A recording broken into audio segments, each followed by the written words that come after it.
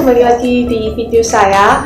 Pada kali ini saya akan sedikit menjelaskan materi mengenai bab 4 tentang pengguna dan pengembang sistem. Selamat menonton. Nah, pengguna yang pertama ada organisasi bisnis. Sistem informasi dikembangkan dan digunakan oleh organisasi bisnis. Nah, area bisnis dasar perusahaan itu ada keuangan, sumber daya manusia, layanan informasi, produksi, dan pemasaran. Nah, bagaimana sih dukungan sistem informasi bagi organisasi bisnis tersebut? Nah, sistem informasi tersebut mendukung keseluruhan organisasi, eksekutif, dan area bisnis. Sistem informasi manajemen memenuhi kebutuhan informasi umum manajer perusahaan. Selain ada sistem informasi manajemen, juga ada sistem informasi eksekutif, di mana sistem informasi tersebut digunakan untuk manajer tingkat strategi perusahaan. Lalu yang kedua ada organisasi layanan informasi. Nah, dalam organisasi layanan informasi terdapat unsur-unsur di dalamnya. Yang pertama ada sumber daya informasi. Umumnya berlokasi di layanan informasi dan tanggung jawab dari seorang CIO. Nah, sumber daya informasi di area pengguna itu tanggung jawab dari para manajer area pengguna. Nah, yang unsur yang kedua ada spesialis informasi. Spesialis informasi ini meliputi ada analis sistem, administrasi basis data, webmaster, spesialis jaringan, programmer, dan lainnya. Lalu selanjutnya bagaimana sih struktur dari organisasi layanan informasi tersebut? Nah, di PPT sendiri ini saya sudah tampilkan sedikit bagian dari struktur organisasi layanan informasi. Nah, struktur organisasi layanan informasi dulunya tersentralisasi, yaitu pada tahun 1970 sampai 1980-an beberapa perusahaan dari yang tersentralisasi mulai untuk mendesentralisasi sumber daya informasinya. Nah, dalam upaya mendesentralisasi sumber daya informasinya itu ditunjuk seorang direktur informasi divisi atau DIO untuk mengelola sumber daya area informasi tersebut.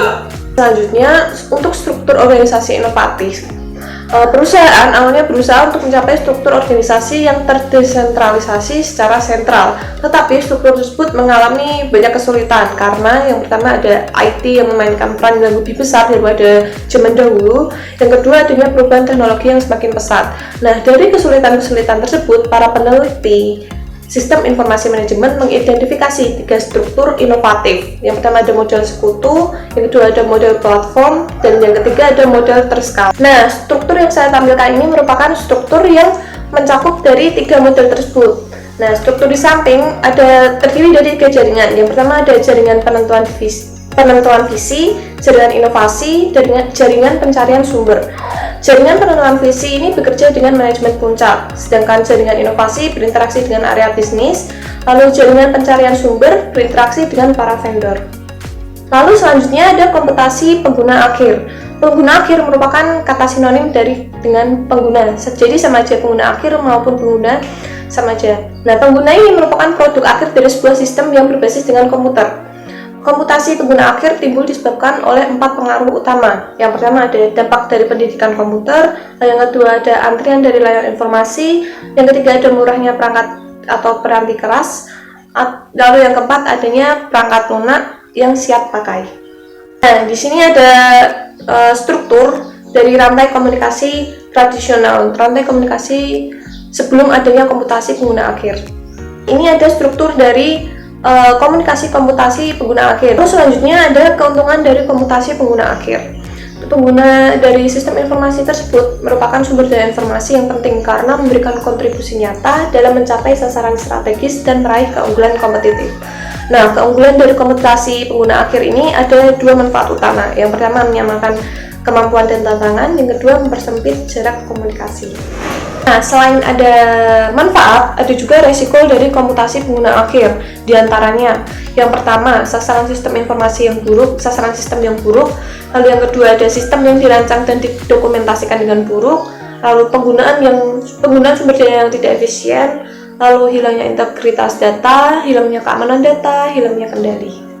Selanjutnya, kriteria pendidikan, pengetahuan, dan keahlian yang dibutuhkan untuk karir di bidang layanan informasi. Nah, beberapa jenis pengetahuan yang memungkinkan seseorang memberikan kontribusi dalam pengembangan sistem. Yang pertama ada pengetahuan komputer. Di sini merupakan kemampuan dalam menggunakan sumber daya komputer guna untuk mendapatkan pemrosesan yang dibutuhkan. Lalu yang kedua ada pengetahuan informasi. Pengetahuan informasi ini merupakan pemahaman bagaimana menggunakan informasi dalam setiap langkah proses pemecahan masalah. Yang ketiga ada dasar-dasar bisnis, di mana dasar-dasar bisnis ini dapat dipelajari saat kuliah. Lalu yang keempat ada teori sistem. Di sini menggambarkan cara menggambarkan suatu fenomena dalam bentuk struktur informasi dengan sistem normatif. Lalu yang kelima ada proses pengembangan sistem. Di sini bagaimana langkah-langkah diambil dalam mengembangkan sistem informasi. Keenam ada pembuatan model sistem. Di sini bagaimana cara mendokumentasikan sebuah sistem. Keahlian pengembangan sistem. Nah, keahlian ini ada dibagi menjadi 4. Ada keahlian komunikasi, kreativitas, kepemimpinan, dan kemampuan analitis. Lalu selanjutnya mengelola pengetahuan yang ditunjukkan oleh sumber daya informasi perusahaan. Nah, dalam pengelolaan pengetahuan, sumber daya yang mencerminkan gudang penyimpanan pengetahuan yang berharga itu diantaranya ada perangkat keras dan lunak, spesialis informasi, pengguna fasilitas basis data dan informasi. Nah, sumber daya yang mencerminkan gudang penyimpanan tersebut dilakukan manajemen pengetahuan. Nah, manajemen pengetahuan ini merupakan penciptaan pengetahuan bagaimana mengelola sumber daya tersebut lalu mengirimkan ke pengguna yang tepat. Lalu ada otomatisasi kantor. Otomatisasi kantor. Nah, definisi dari otomatisasi kantor sendiri, dia merupakan penerapan otomatisasi seperti teknologi komputer pada pekerjaan kantor. OA sendiri meliputi seluruh sistem elektronik, formal maupun informal, yang terutama berhubungan dengan komunikasi informasi ke dan dari orang-orang di dalam maupun di luar perusahaan. Nah, satu keunggulan dari OA sendiri merupakan dia adanya fakta bahwa ia memberikan sambungan komunikasi bagi orang-orang di dalam dan di luar perusahaan untuk saling berkomunikasi satu sama lain. Nah, ini merupakan model dari OA sendiri. Lalu pergeseran dari pemecah masalah administratif ke manajerial. Nah, pada awalnya OA digunakan untuk memecahkan masalah pada bagian sekretariat dan administratif. Contohnya ada email, fax, ataupun penanggalan elektronik yang digunakan untuk bagian administrasi saja. Nah, seiring berkembangnya pengetahuan komputer, sekarang banyak masalah manajerial yang mereka yang berusaha hadapi dapat dipecahkan oleh aplikasi OA sendiri. Lalu selanjutnya ada kantor maya. Konsep dari kantor maya sendiri adalah mengakui pekerjaan kantor dapat dilakukan di semua tempat, dimanapun dia berada, tetapi saling terhubung satu sama lain dengan kemampuan komunikasi dari elektronik itu sendiri. Nah, konsep kantor maya ini terdiri dari dua. Yang pertama ada telecommuting, lalu yang kedua ada hoteling. Nah, yang pertama telecommuting.